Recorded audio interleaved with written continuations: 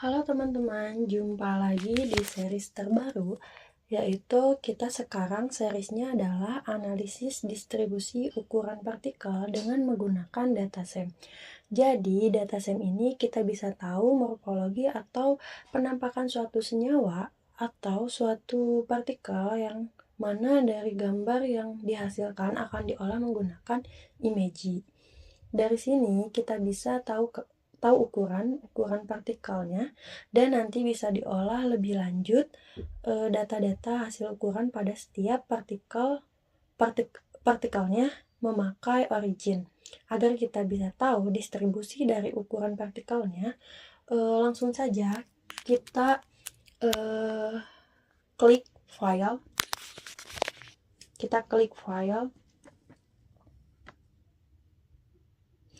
Lalu kita klik open,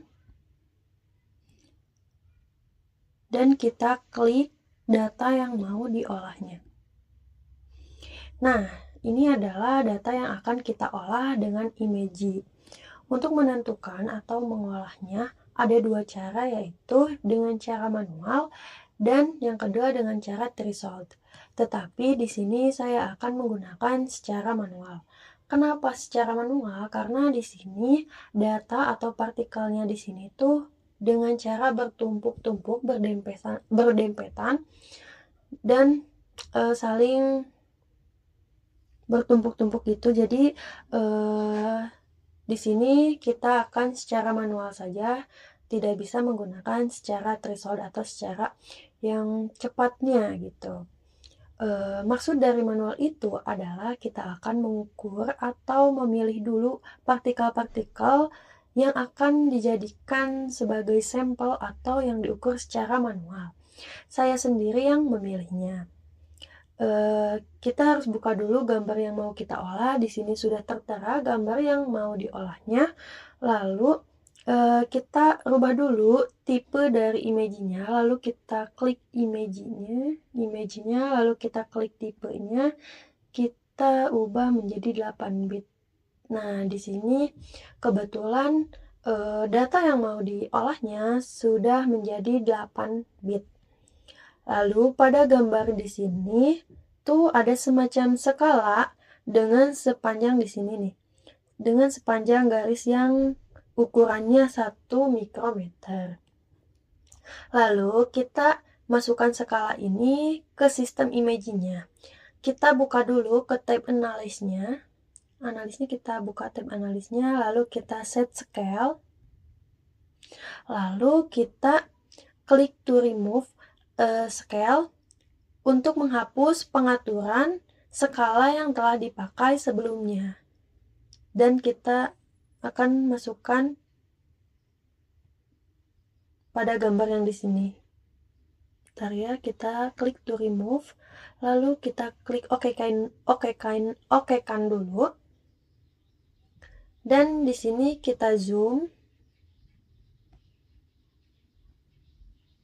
Nah, kita zoom dulu, lalu kita akan select dulu sepanjang garis ini dengan memakai tab tool strip.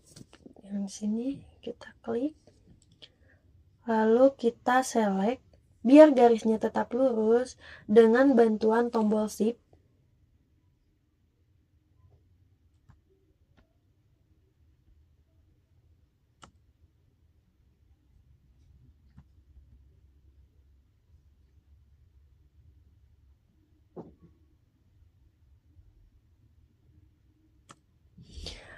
Nah, di sini sudah diselect sepanjang garis yang di sini. Lalu kita ke tab analyze-nya dan kita ke set scale. Nah, di sini di stand in pixelnya itu didapatkan 63,3333. Lalu known distance-nya kita ubah karena di sini 1 mikrometer, lalu kita konversi dulu menjadi nanometer dengan 1000. Lalu di sini unit of length-nya kita ubah menjadi nanometer dan kita klik OK.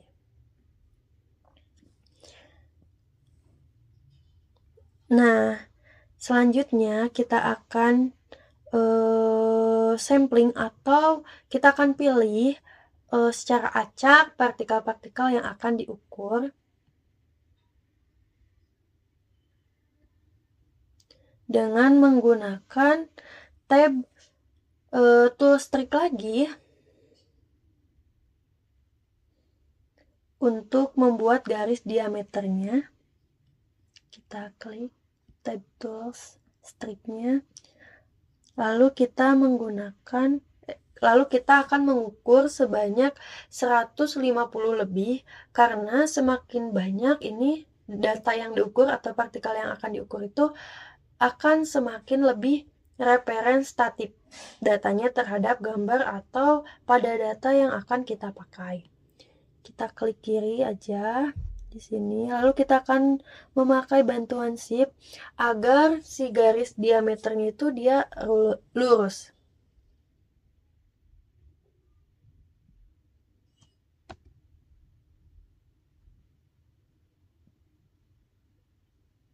Nah, di sini udah diukur satu partikel, lalu dengan sepanjang diameternya, lalu kita ke tab analyze-nya lagi dan ke measure atau dengan shortcut Ctrl M. Nah, di sini sudah tertera bahwa hasil resultnya itu ada di jendela result ini, tertera dengan areanya, angle-nya, dan length-nya. Lalu, kan di sini kita akan mengukur sebanyak partikel ini. Agar tidak mengukur 2 kali pada partikel tersebut, lalu kita edit dulu. Kita klik edit, ke tab edit, lalu kita klik fill atau dengan shortcut Ctrl F biar cepat. Nah, di sini sudah diberi tanda, ada berwarna putih. Lalu selanjutnya kita akan mengukur sebanyak 150 partikel, sama seperti cara yang tadi. Nah, di sini sudah didapat data yang diukur partikelnya sebanyak 230. Lalu kita klik aja jendela resultnya, dibesarin aja. Nah, di sini kita save aja data yang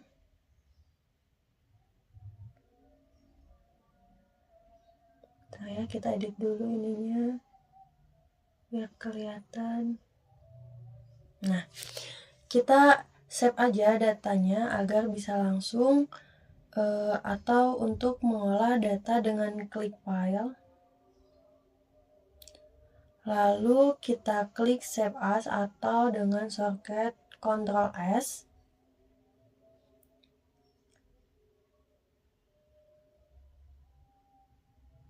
Lalu kita di sininya file namanya dengan result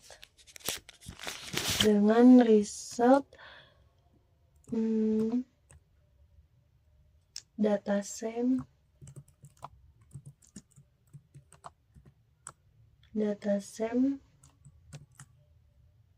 Excel. Kita save saja. Lalu setelah di save,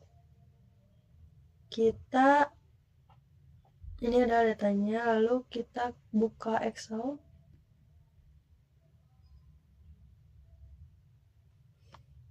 Kita buka Excel, jangan di sini, kita klik kita klik file.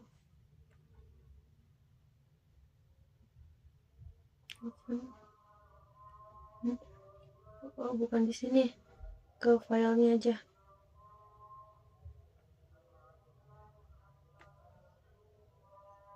Ke file image langsung di sini, kita klik. Lalu, nah di sini datanya sudah tertera sebanyak 230. Lalu Kita buka dulu aplikasi Origin. Di sini sudah dibuka. Dan kita copy paste aja data linknya aja. Kita select datanya sampai data ke 230. Lalu kita copy paste dan kita masukkan copy paste aja data linknya ke dalam aplikasi Origin di sumbu Y-nya, pada sumbu Y-nya saja. Nah, lalu kita long name-nya diisi dengan length.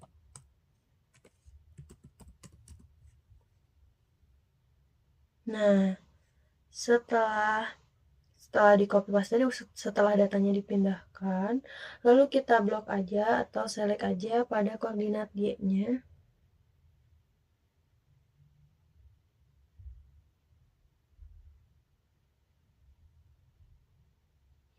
Nah, setelah diselect pada koordinat Y, lalu kita klik plot dan kita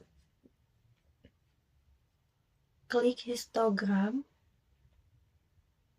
Nah, ini sudah muncul ya, kita edit sedikit saja, lalu kita kecilin.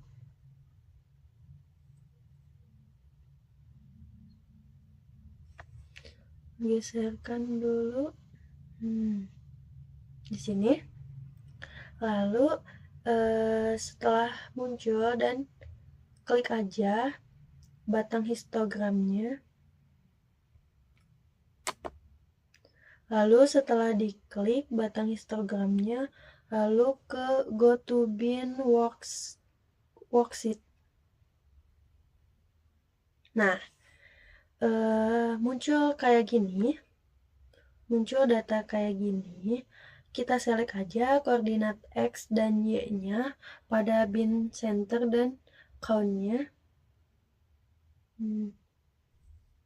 Kita pakai kontrol. Nah, di sini sudah di blok pada sumbu X dan Y-nya, lalu kita plotkan lagi dan kita menggunakan dengan kolom bar.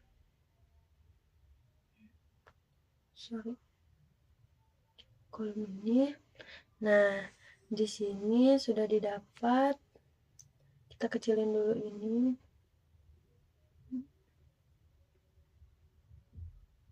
Sini.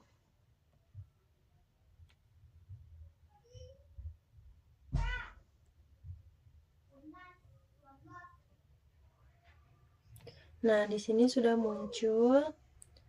Klik grafiknya. Ke analis. Lalu ke fitting.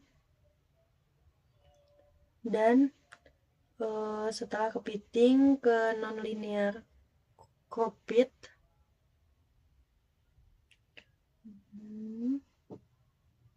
Ke nonlinear fitting, ke nonlinear curve fit, lalu kita ke open dialog. Nah, setelah muncul jendela kayak gini, lalu kita ubah kategorinya menjadi pick function. Nah, dan fungsinya kita ubah juga menjadi log normal. Lalu di sini kita ubah juga advance-nya, kita klik advance. Lalu klik quantities. Dan klik quantity, sudah diklik. Lalu kita scroll sampai bawah, kita klik fit statusnya dan kita pastikan pada R square COD-nya diklik.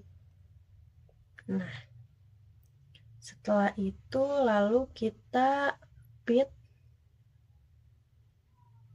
dan yes. Nah, di sini kita edit dulu sedikit bagian sininya. Edit dulu.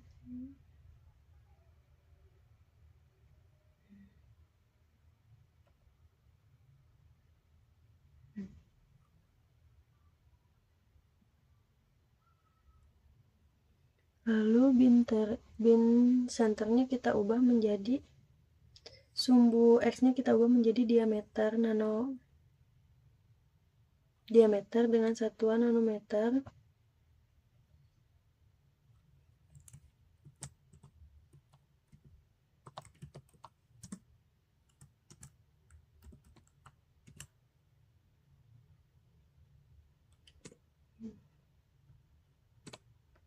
Dan count-nya atau sumbu Y-nya kita ubah menjadi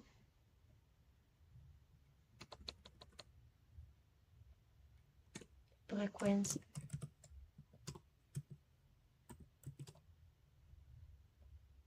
Nah, kita perbesar aja jendela book satunya. Nah, di sini didapatkan R square COD-nya itu sebesar 0,991.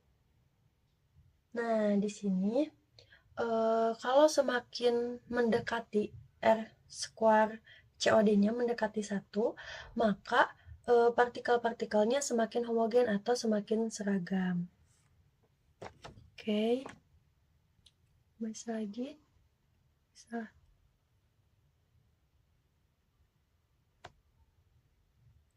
Nah, di sini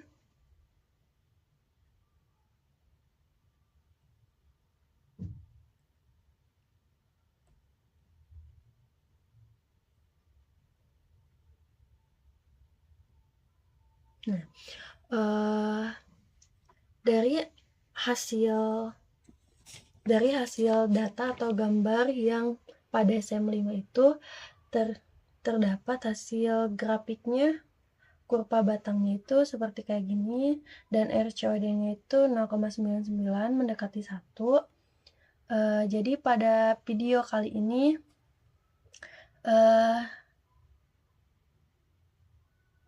yang didapatkan yaitu kurva dan hasil dari RCOD-nya. Jadi pada video kali ini sampai di sini saja dulu. Semoga video tutorial untuk mendapatkan menganalisis datasem ini bermanfaat bagi teman-teman. Dicukupkan dulu. Assalamualaikum warahmatullahi wabarakatuh. Bye-bye.